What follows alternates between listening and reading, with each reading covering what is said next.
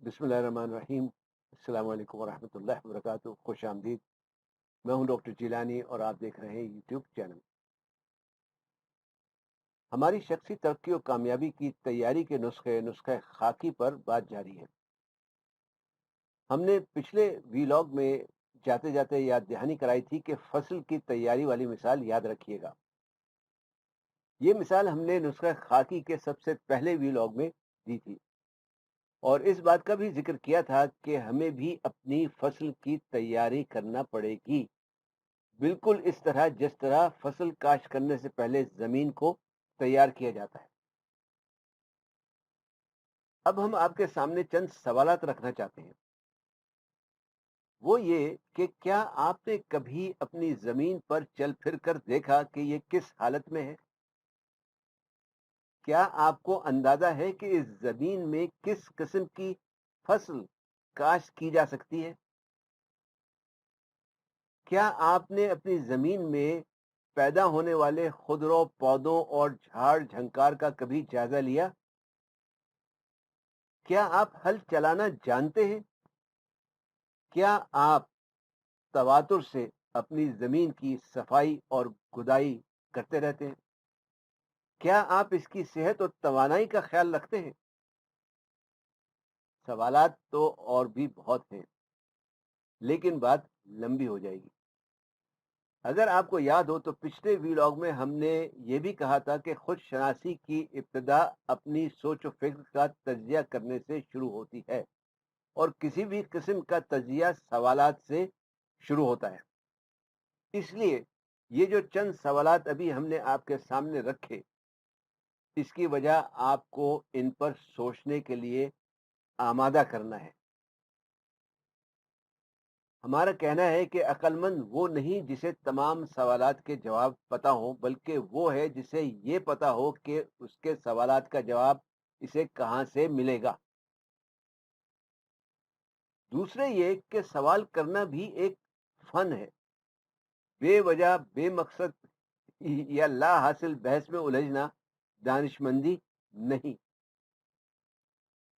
یہاں ہمیں اقتدار جاوید صاحب کا ایک شعر یاد آ رہا ہے جو کچھ یوں ہے کہ تمام مسئلے نوعیت سوال کے ہیں، جواب ہوتے ہیں سارے سوال کے اندر۔ تو آپ کے خیال میں اپنی سوچ کا تجزیہ کرنے کے لیے سب سے پہلا سوال جس کا ہمیں جواب چاہیے وہ کیا ہے؟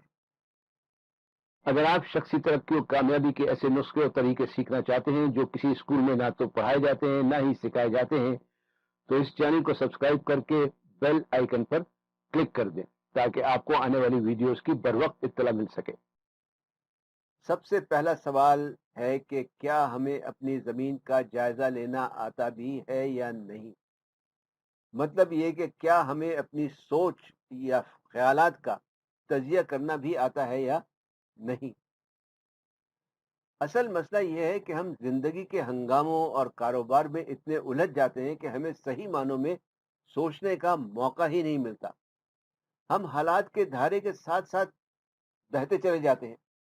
ہمارے تمام خیالات یا تو باہر سے آئے ہوئے بیجوں کی وجہ سے یا ہمارے اندر پہلے سے اگے ہوئے پیڑ پودوں کی وجہ سے پیدا ہوتے ہیں۔ یہ بیج اور پیڑ پودے کیا ہیں؟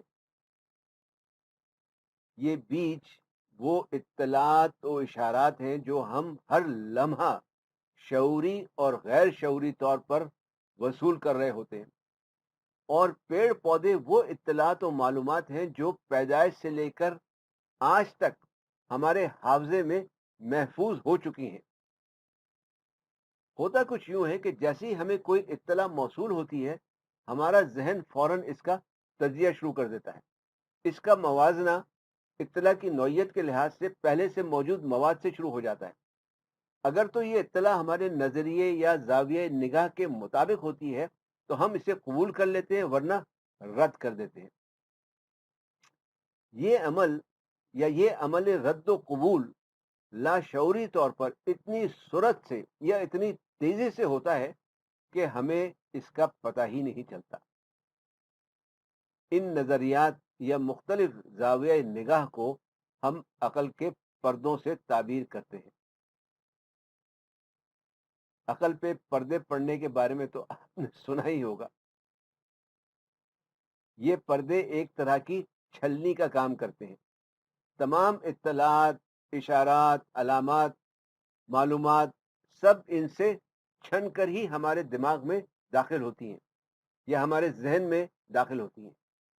یہی وجہ ہے کہ جب ہمارا نظریہ کسی چیز کے بارے میں یقین کی حد تک پہنچ جاتا ہے تو اس کو بدلنا نہایت مشکل کام ہوتا ہے اور بعض صورتوں میں تو ناممکن. لیکن جو حوصلہ افزا بات ہے وہ یہ ہے کہ اگر آپ نے کبھی اپنے آپ سے باتیں کی ہیں، اگر آپ نے کبھی اپنے آپ سے بحث کی ہے، اگر آپ نے کبھی اپنے آپ سے لڑائی کی ہے، تو پھر جان لیجئے کہ آپ ایک نہیں بلکہ دو ہیں. ایک وہ جو سوچتا، محسوس کرتا اور عمل کرتا ہے، اور دوسرا وہ جسے اس سوچ اور احساس اور عمل کا ادراک ہوتا ہے، جو ان خیالات، کیفیات اور اعمال کا تجزیہ کر سکتا ہے. آپ خیال نہیں ہیں، آپ کسی اور کا خیال نہیں، آپ اپنے خیالات کے گواہ ہیں. یہ نقطہ سمجھنا خود شناسی کے لیے نہایت اہم اور ضروری ہے. خود شناسی کے راستے کا پہلا قدم اپنے خیالات سے، اپنی سوچ سے، اپنی خود کلامی سے آگاہی حاصل کرنا ہے. جیسے جیسے آگاہی حاصل ہوتی جائے گی ویسے ویسے ہمارے لاشعور میں چھپی چیزیں ظاہر ہوتی جائیں گی. ہم اپنی خوابی دنیا سے باہر آنے لگیں گے. خود شناسی کے بغیر ہماری زندگی ایک خودکار مشین کی طرح ہے جس پر ہمارا کوئی اختیار نہیں.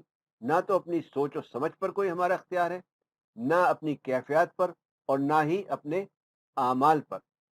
اور جس چیز پر ہمارا اختیار نہ ہو اسے بدلا نہیں جا سکتا. خود شناسی وہ طاقت ہے جس کی وجہ سے ہم اپنی سوچ اور کیفیات کے تابع نہیں بلکہ سوچ و کیفیات ہمارے تابع ہوتی ہیں. اگر سوچ و کیفیات ہمارے تابع ہو جائیں تو ہمارے اعمال بھی ہمارے تابع ہو جائیں گے.